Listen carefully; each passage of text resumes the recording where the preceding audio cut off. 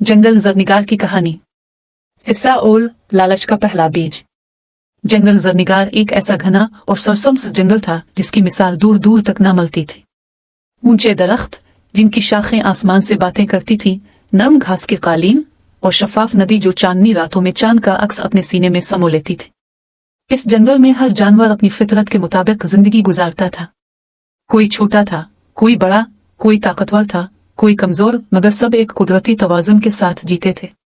इस जंगल का गैर अलानिया बादशाह शेर बब्बर था। वो ताकतवर जरूर था मगर जालिम नहीं। वो शिकार भी इतना ही करता जितना जरूरत हो।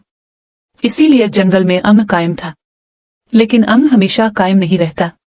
लूमड़ की आंख में चमकता ख्वाब। जंगल में एक लुंगड़ी रहती थी जिसका नाम जरूर था। जरूर निहायत चालाक, होशियार और बातूनी थी। वो अक्सर दूसरों की कामयाबियों को हसद की निगाह से देखती। इसे ये बात खाई जाती थी कि जंगल में इज्जत ताकत और सच्चाई को मिलती है, चालाकी को नहीं। जरूर अक्सर सोचती, अगर मैं सब कुछ जानती हूँ, सबसे ज्यादा होशियार हूँ, तो इक़्तिदार मेरे पास क्यों नहीं।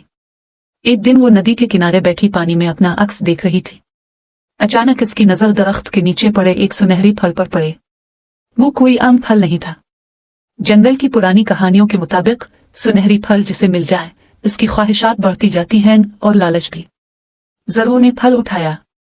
पहले तो दिल में हिचकिचाहट हुई, मगर फिर लालच गालिब आ गया। एक फल से क्या हो जाएगा, मैं बस जरा सा ज्यादा ताकतवर होना चाहती हूँ। इसने फल खा लिया। पहली तब्दीली। अगले ही दिन जरूर की आंखों में अजीब सी चमक थी। इसकी जुबान पहले से ज्यादा मीठी हो गई और दिमाग पहले से ज्यादा तेज। वो बंदर चिंको के पास गई और बोली, चिंको भाई, क्या तुमने कभी सोचा है कि शेर बब्बर तुम्हारी मेहनत का फायदा खुद उठाता है। चिंको चौंक गया। नहीं जरूर, वो तो हमें तहफ्फुज देता है। जरूर मुस्कुराई।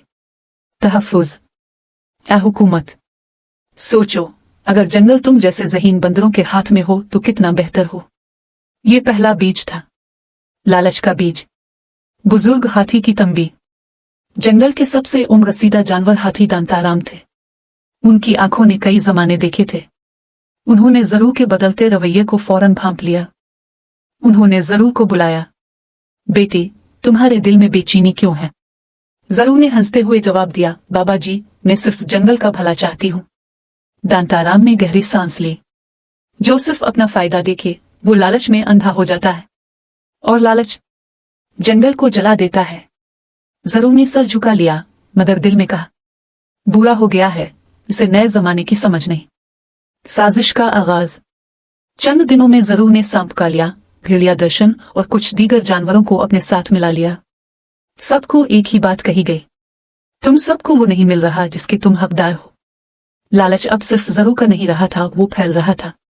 आने वाले अंधेरे का साया।